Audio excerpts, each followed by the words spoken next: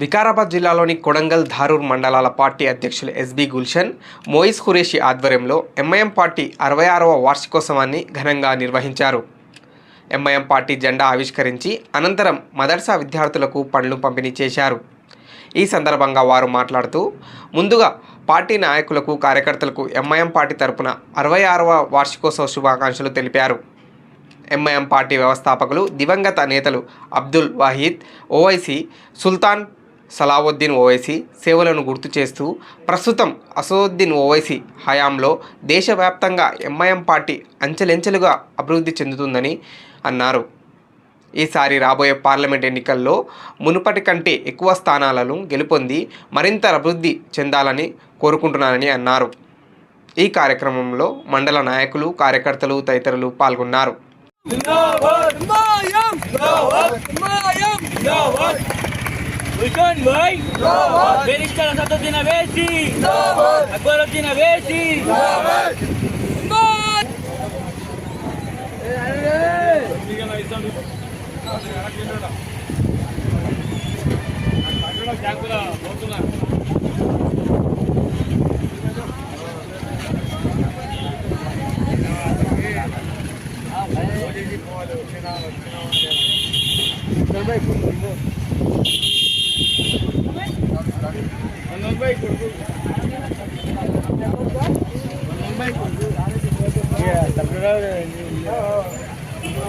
Video తీస్తున్నా మంచిగా.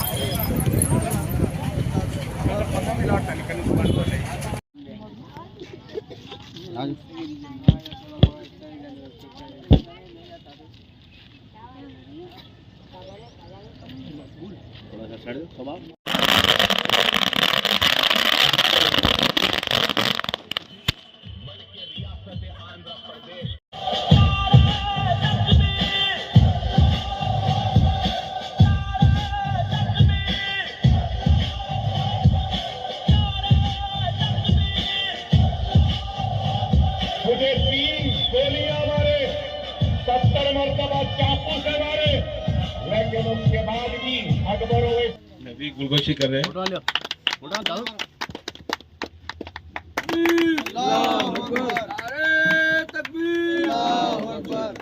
मुजुब भाई, गुलशीद दाऊद,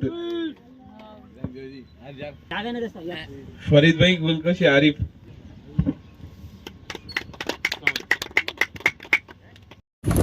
मजलिस का दबदबा है भारत की सरजमी पर, मोदी भी कांपता है पाकर मुकाम ऊंचा।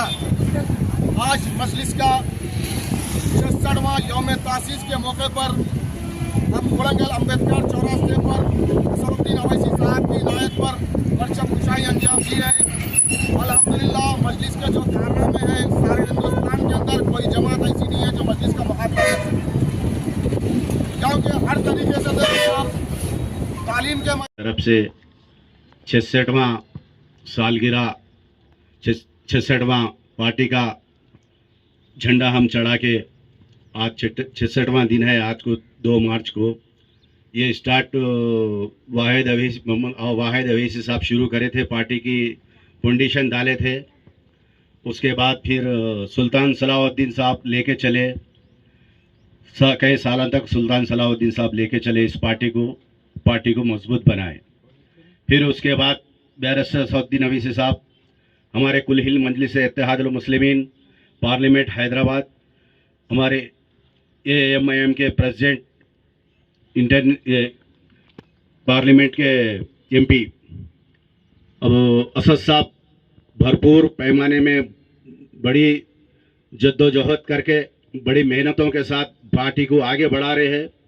बहुत पैमाने पे बड़ी पार्टी को इंडिया लेवल में लेके चल रहे हैं। बड़ी पार्टी बनने जा रही है। और महाराष्ट्र, बिहार, कर्नाटक तकरीबन एमएलए भी जीते हुए हैं। और एमपी के लिए भी असद साहब ने बहुत कोशिश कर रहे। इस 66वां दिन है, 66वां सालगिरह हम मना रहे हैं।